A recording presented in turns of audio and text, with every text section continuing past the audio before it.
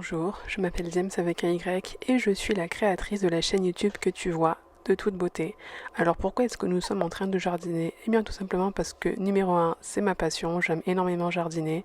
Et puis surtout, au travers du projet Renaissance Beauté, à travers les réseaux sociaux, c'est-à-dire de toute beauté, j'ai envie aussi d'aller plus loin dans la connaissance de la peau, c'est-à-dire ce qu'on mange les amis.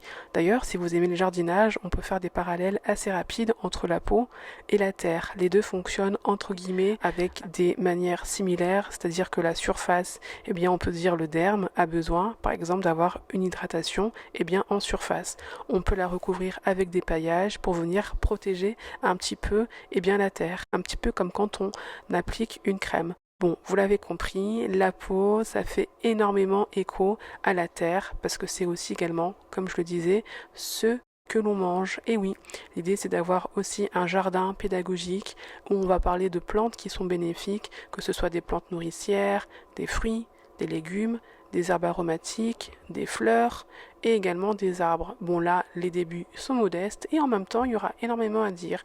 L'idée c'est de cultiver ensemble, mais tranquillement, pas à pas, un jardin qui nous ressemble. Oula, changement de décor un petit peu brusque, désolé.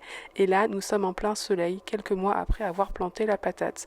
Donc on voit que le soleil, on le diabolise pas mal en ce moment à cause des cancers, des dégâts des UV, mais finalement, notre être entier a besoin du soleil. Tout comme les plantes qui ont besoin notamment pour leur photosynthèse. Et nous avons besoin du soleil pour la vitamine D. Mais ça fera l'objet. Tout ça pour dire que je fais un parallèle entre le jardin, cultive ton jardin, mais également cultive ta peau, et cultive ta peau avec ce que tu manges. Bon, très bientôt, je vais vous décrire un petit peu les plantes qui sont ici.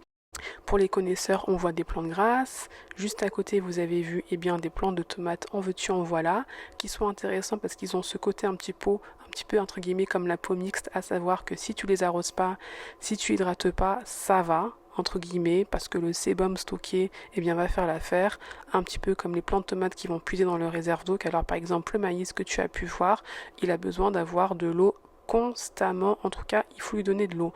Là par exemple tu as les plantes grasses, elles sans eau, elles peuvent survivre assez longtemps. Bref, je t'invite à t'abonner à cette chaîne, on se retrouve à très vite pour plein de petits conseils, pourquoi pas de recettes, mais également surtout les bienfaits des plantes pour notre microbiote cutané et pour notre peau. Qui suis-je, qui puis-je dans ce monde en litige? Qui suis-je, qui puis-je dans ce monde en émoi? On m'a mis